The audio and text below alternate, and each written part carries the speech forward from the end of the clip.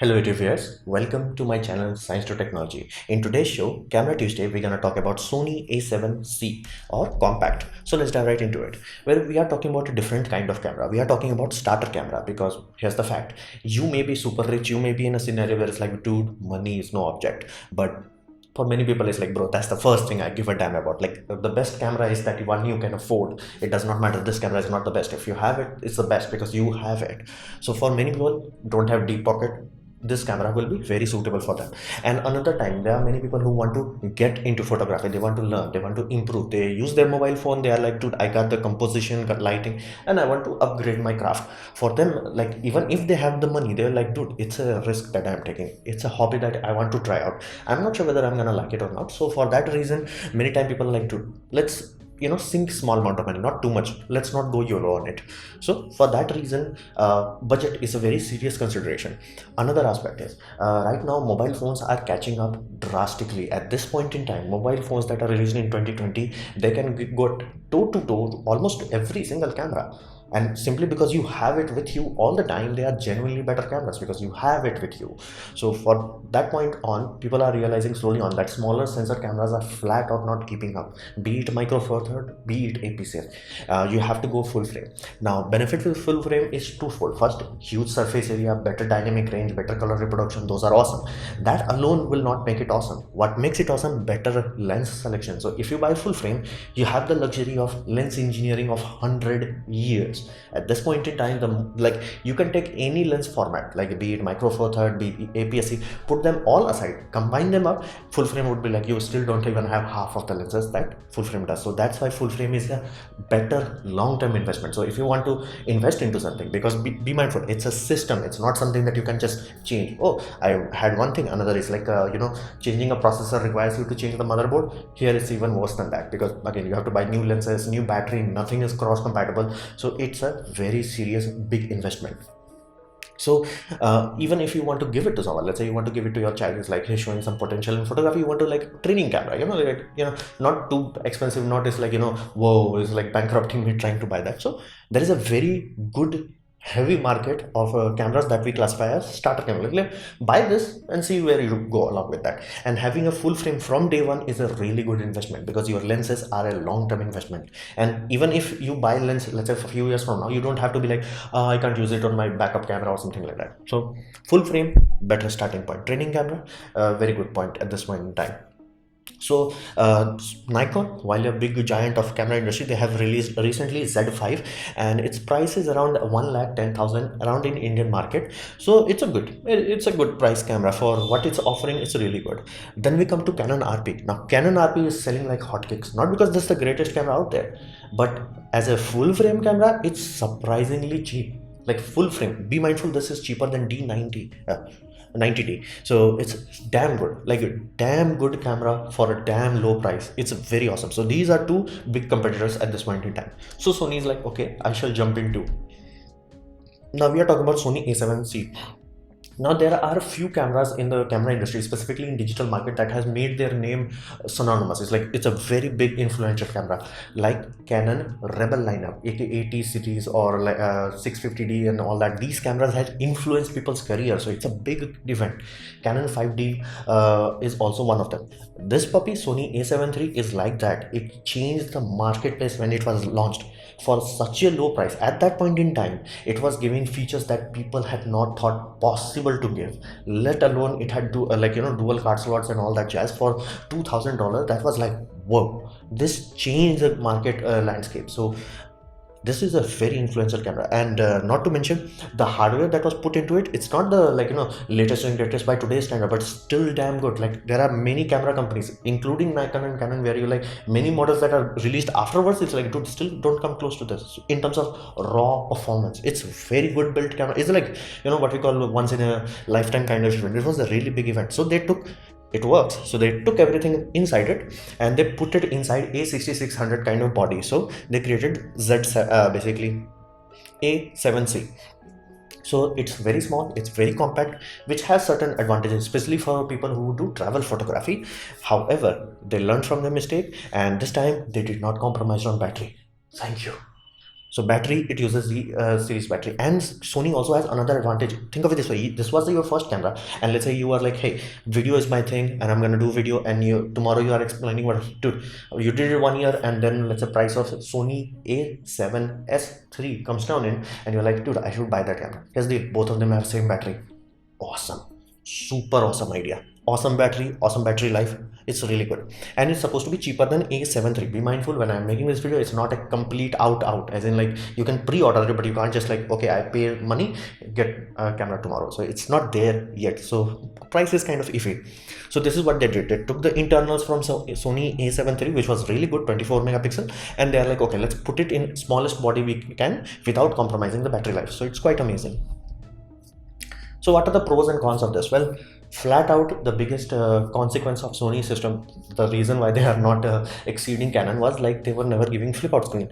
A7S III became the first one which full frame wise gave the flip out screen, and now A7C is doing the same. So for many people, for many reasons, including photography, flip out screen is kind of essential. Once you get used to it, you're like, dude, I'm not going back. Like flat out, I'm not going back. So having this alone is worthwhile. Like people will say, shut up, take my money just for that. So that is awesome. Another aspect which would be very awesome for me is that it has no recording limit. So what does that mean? That means European Union used to have a stupid law where they were like, if your camera can record more than 30 minutes, it will be charged as a video camera, thus tax bracket will go up. So fundamentally you had a scenario where every camera was limited to 2959 because of that reason, but that law was removed recently.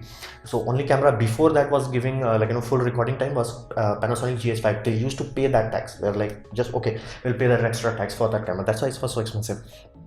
So they did that, but after basically European Union was like, by that law, Sony became the first camera company was like, released A6100, A6400, A6600 without those recording limits, and R series updates, A9 series update, both all of them had no recording limit, but they were not proper video camera. So proper video camera was released A7S Mark III and this puppy.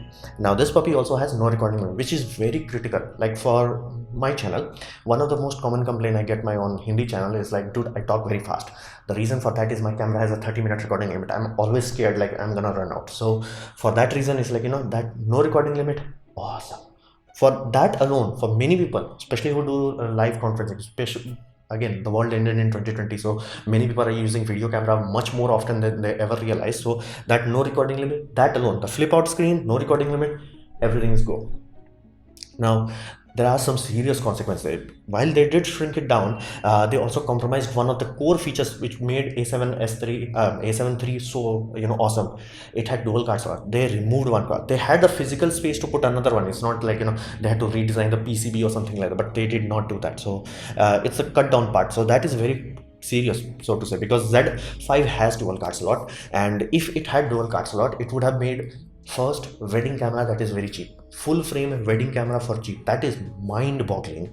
So not having dual card slot is like, that hurts. And the EVF, Sony never had like mind boggling EVF until newer cameras, but this actually goes backwards compared to A7 III, because again it's a tinier, smaller one, so many people will not like this EVF. However, if this is your first camera, you will not notice it. Like, oh good, then everything you buy afterwards are like, whoa. So it's good in that way. However, I always specify each company has one Achilles heel where they're like, dude, Canon triple hammer is gonna destroy the company. In Sony's case, Japanese ego is the culprit here. Basically, they are so egocentric, they will accept nothing. Like they will rather go bankrupt than to listen to the customer. It's known behavior from them, like especially anybody who's old enough, they know they did that with Betamax, they did that with SD Association. They start, no, we'll make our own association known as Magic Gate.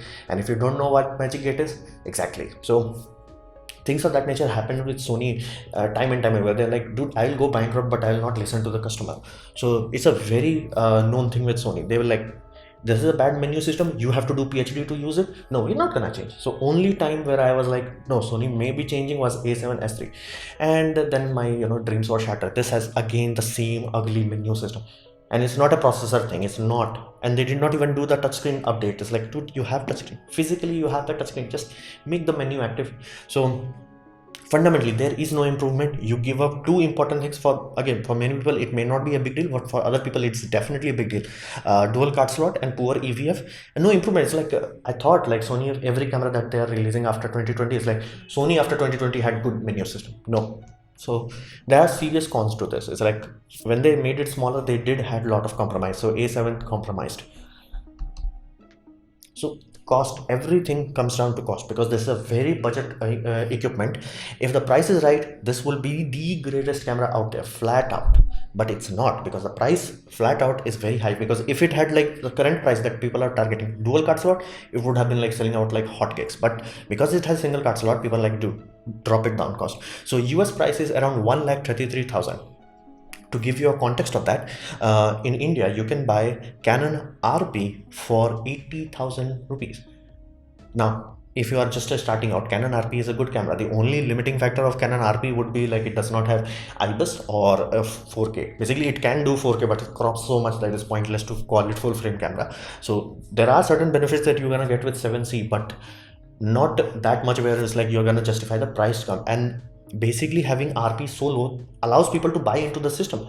So it's like, I can take a risk with Canon system because it's so affordable. And once you buy the system, you are stuck with it. So Sony should really reduce its price. Flat out, the launch price is not good. It's flat out not good. And again, even if they had menu upgrades and all that, yeah, people are like, hey, it's a touchscreen system. I give this someone, and if they do not read the manual, they will be lost. If I give someone Canon RP, they can easily use it. Better menu system. Flat out, the pricing is not right. So if it's below 1 lakh rupees in Indian market, then it would be awesome. But I do not think the price will be that low. So only in very niche scenario I can specify 7C is the awesome. But price is a very critical aspect here, so it's up to you. At this point in time, in Sony system, it's the lowest quad. Thankfully, it's a full frame, so you do not have to like, okay, buy some another one, then buy some another lens. I really don't like APS-C system, and it complicates the thing. So that's a very good system. And they have even improved one tiny thing, that hot shoe mount is now the Gen 2 hot shoe mount, which allows them to use the new accessories lineup where they are using the electrical communication directly. So you can have modern generations microphone without any cables, plug, wire, battery or things like that. That's awesome. So there are some improvements, but like, you know, that dual card, that's the only thing. If they had dual card on this camera, it would have been like, wow. And then they, of course, that would also mean they have to push A7 Mark IV that they're gonna release to much higher heights. But this really does not feel good. Like, it's okay. It's like, I can understand some people are like, dude, I want a camera that has good autofocus. It has good autofocus. I want a camera that has flip out screen. It has a flip out screen. I want a camera that does not have recording limit. Only this one can do. So it's kind of blackmailing. So cost is a very critical aspect. Please sit down, figure out the lens cost, figure out the system cost before you make any purchase. But there are some good things like battery. You can buy this, and then once you realize everything and you are making more money, you may jump into A7 S3, which is the most awesome video camera out there. Same battery. So this was my presentation on Sony A7 Compact. I hope you liked it, learn from it. In that case, please click the like button, share it amongst your friends. That will help me a lot. If you didn't like it, didn't enjoy it, I urge you to press dislike, press it twice to show me extra disappointment. Please leave a comment because I try to reply to all of them. Subscribe, press the bell icon if you're free, and as always, thanks for watching.